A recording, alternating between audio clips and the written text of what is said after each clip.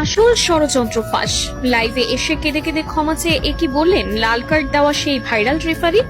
দর্শক, ফুটবল ইতিহাসের সবচেয়ে কলঙ্কজনক, ন্যাক্কারজনক এবং ভয়ঙ্কর এক সত্য আজ পুরো বিশ্বের সামনে উন্মোচিত হলো।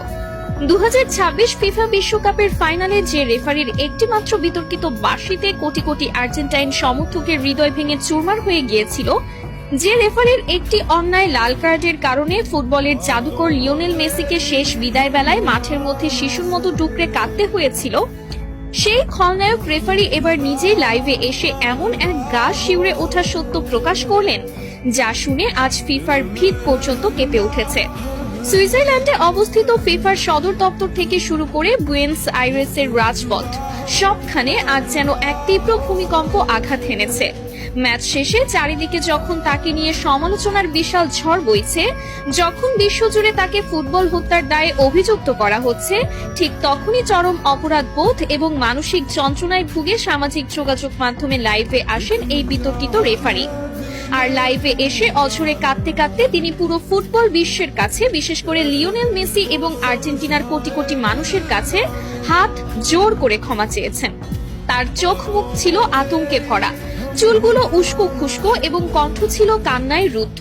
তিনি যা বলেছেন তা কোনো সাধারণ ভুল বা আক্ষেপ নয়, বরং এটি ফুটবল ইতিহাসের সবচেয়ে বড়, সবচেয়ে ঘৃণ্য এক দুর্নীতির পরিষ্কার স্বীকারোক্তি।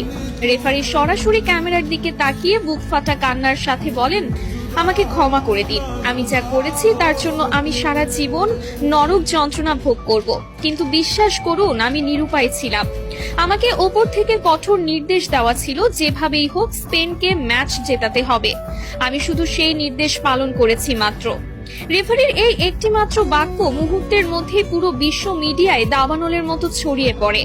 সারা বিশ্বের ফুটবল বোদ্ধা থেকে শুরু করে সাধারণ ভক্তরা রীতিমতো স্তব্ধ হয়ে যান। তিনি আরো ভয়ঙ্কর সব গোপন তথ্য ফাঁস করে বলেন, ম্যাচের আগের রাতেই আমার হোটেল রুমে থাকা ল্যান্ডলাইনে একটি গোপন কল আসে।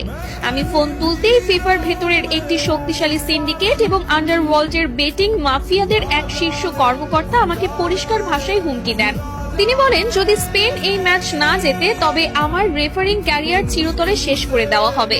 শুধু তাই নয়, তারা আমার স্ত্রী এবং সন্তানদের ঠিকানার কথা হুবহু উল্লেখ করে তাদের জীবনের ওপরও বড়সড় ক্ষতি করার হুমকি দিয়েছিল। আমাকে পরিষ্কার ভাষায় বলা হয়েছিল, যদি তুমি কাল মাঠে আমাদের কথা মতো কাজ না করো তবে তোমার পরিবারের লাশও কেউ খুঁজে পাবে না। ইউরোপিয়ান ফুটবলের ওই কালো টাকার সিন্ডিকেট কোনোভাবেই মেনে নিতে পারছিল না যে লাতিন আমেরিকার একটি দল টানা 2 বার বিশ্বকাপ নিয়ে যাবে। আমাকে বলা হয়েছিল, যে কোনো মূল্যে, যে কোনো অজুহাতে আর্জেন্টিনার খেলোয়াড়দের চাপে রাখতে হবে, তাদের স্বাভাবিক খেলা নষ্ট করে দিতে হবে।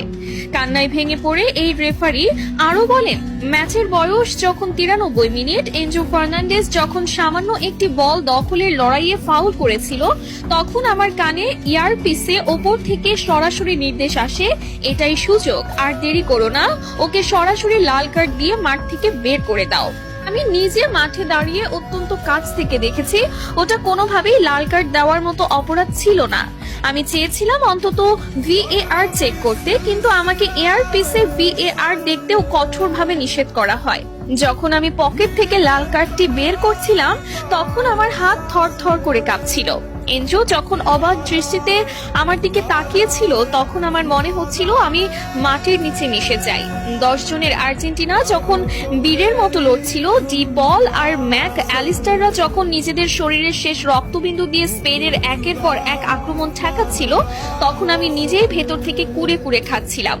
আমি স্পেনের অনেক বড় বড় ফাউল ইচ্ছা করেই এড়িয়ে গেছি, কারণ আমার উপর নির্দেশ ছিল প্রতিটা 50-50 ডিসিশন স্পেনের পক্ষে দেওয়ার। অতিরিক্ত সময়ে যখন স্পেনের ফেরান তোরেস গোলটি করলো, তখন স্টেডিয়ামের স্প্যানিশ ভক্তরা উল্লাস করে